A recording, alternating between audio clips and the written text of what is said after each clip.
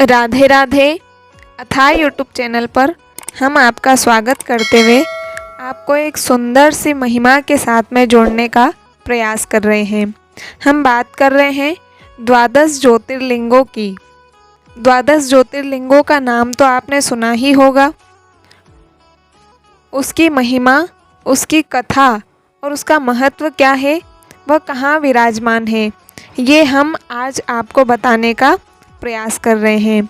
आइए हम सबसे पहले सोमनाथ ज्योतिर्लिंग की महिमा कथा जानते हैं। ओम नमः शिवाय इस जगत का सबसे शक्तिशाली मंत्र, जिसका अर्थ है मैं ओम के ध्यान में लीन रहने वाले शिव की शरण में जाता हूँ और उन्हें मेरा नमस्कार है। भगवान शिव, जिन्हें भोलेनाथ के नाम से पूजा जाता है, वे अपने भक्तों को दर्शन देने के लिए जगत में द्वादश ज्योतिर्लिंग के रूप में साक्षात विराजमान है। द्वादश ज्योतिर्लिंगों में सबसे पहला सोमनाथ ज्योतिर्लिंग गुजरात के सौराष्ट्र में स्थित है। यह ज्योतिर्लिंग भारत के सबसे प्राचीन मंदिरों में से एक है, जिसका उल्लेख ऋग्वेद में भी मिलता है, जिसके अनुसार यह वही स्थान है जहां भगवान शिव प्रथम बार ज्योतिर्लिंग के रूप में विराजित हुए थे। इसके अलावा इस स्थान का उल्लेख स्कंद पुराणम, श्रीमद् भागवत गीता, शिव पुराण आदि ग्रंथों में भी है। किंवदंती तो यह भी है, इसका निर्माण स्वयं चंद्रदेव ने कराया था। निर्माण से लेकर अब तक इस मंदिर का इतिहास हिंदू धर्म के उत्थान का प्रतीक माना गया है। प्रभु के चमत्कार, भक्तों की अटूट आस्था, धन संपत्ति और वैभव के कारण यह मंदिर देश ही नहीं बल्कि दुनिया के लिए भी भक्ति और आकर्षण का केंद्र रहा है। भारत पर होने वाले विदेशी आक्रमणों के दौरान महमूद गजनवी से लेकर अलाउद्दीन खिलजी तक ने इस मंदिर को 17 बार ध्वस्त किया है, लेकिन जितनी बार यह मंदिर ध्वस्त हुआ है उतनी ही बार पहले से ज़्यादा वैभव और विराट रूप लेकर सबके सामने आया है। क्या आपके मन में भी यह जानने की लालसा है? तो आइए जानते हैं इस मंदिर और प्रभु के ज्योतिर्लिंग की अद्भुत कथा के बारे में।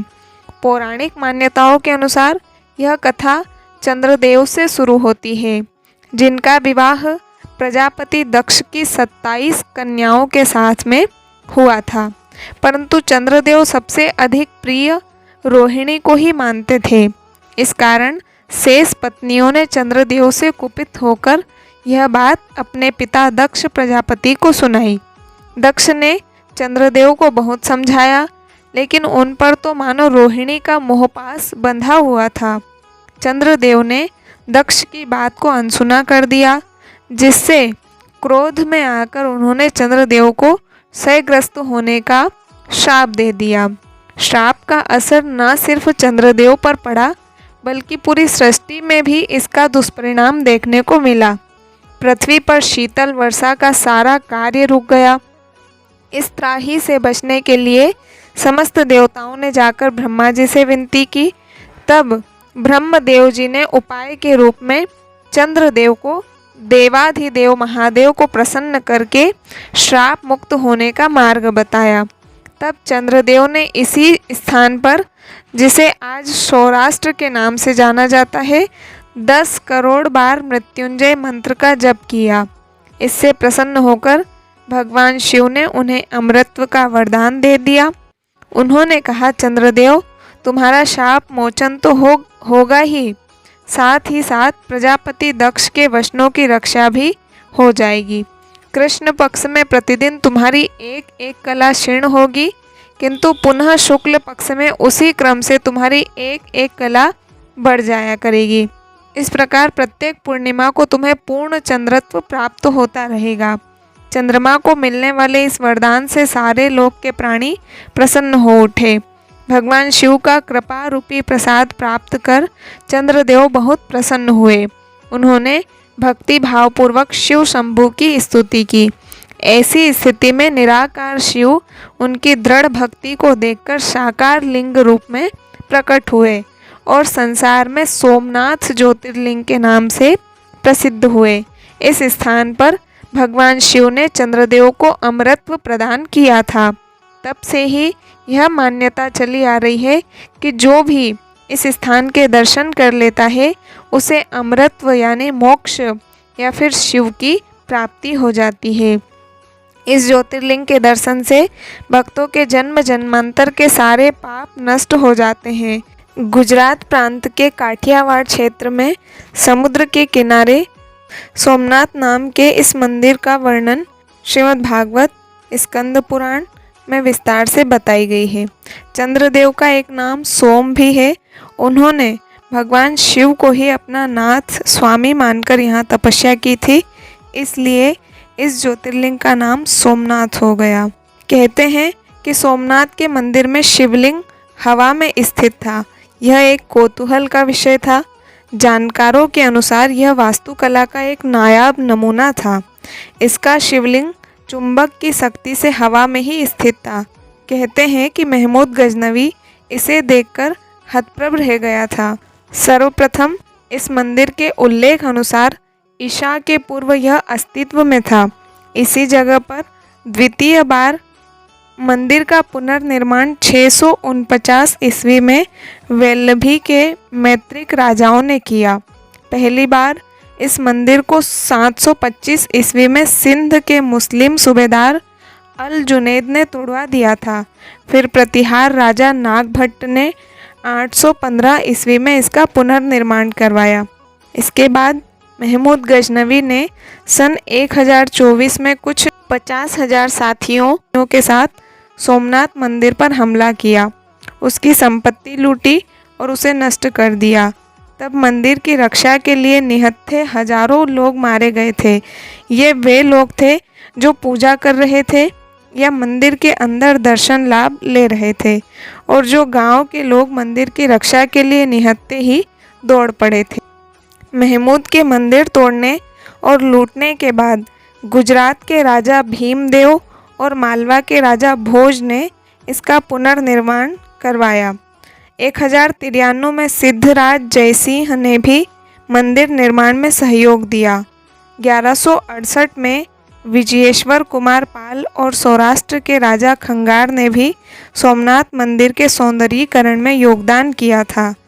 सन 1297 में जब दिल्ली सल्तनत के सुल्तान अलाउद्दीन खिलजी के सेनापति नुसरत खां ने गुजरात पर हमला किया तो उसने सोमनाथ मंदिर को दोबारा तोड़ दिया और सारी धन संपदा लूटकर ले गया। मंदिर को फिर से हिंदू राजाओं ने बनवाया, लेकिन सन 1395 में गुजरात के सुल्तान मुजफ्फर शाह ने मंदिर को फिर से तोड़वाकर सारा चढ़ावा लूट लिया।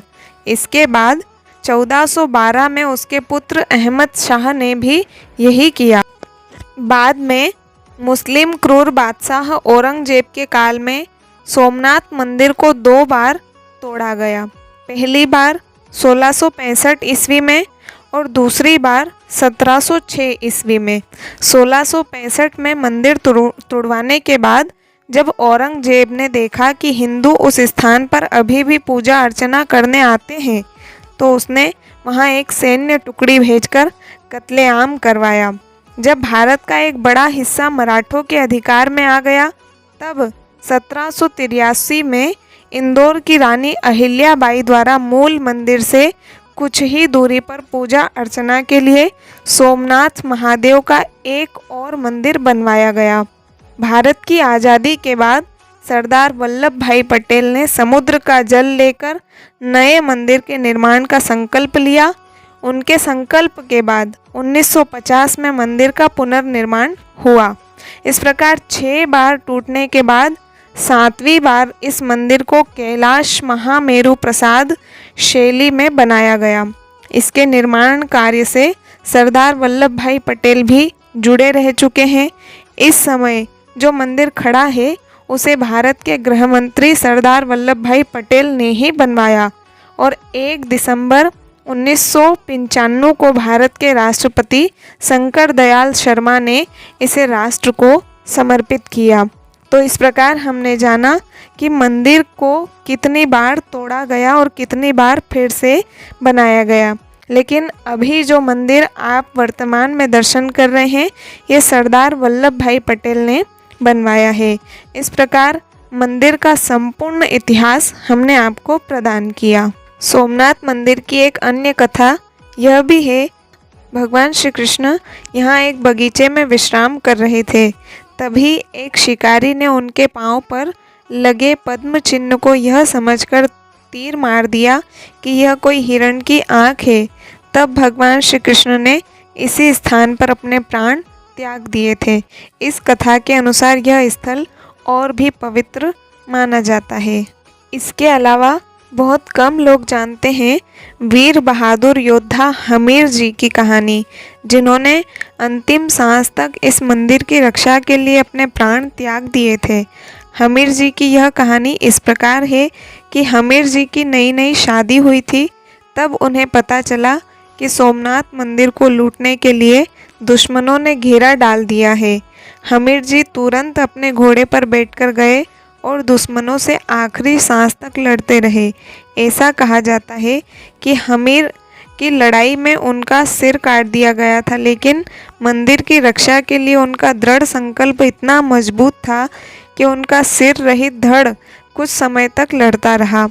हमीर जी की शहीदी को नमन करने के लिए उनकी अश्व सवार मूर्ति सोमनाथ मंदिर से कुछ दूर पर बनाई गई है। इतिहास में यह एकमात्र मंदिर ऐसा है जिस पर सबसे ज़्यादा बार हमले हुए। सोमनाथ मंदिर किसी चमत्कारी मंदिर से कम नहीं है।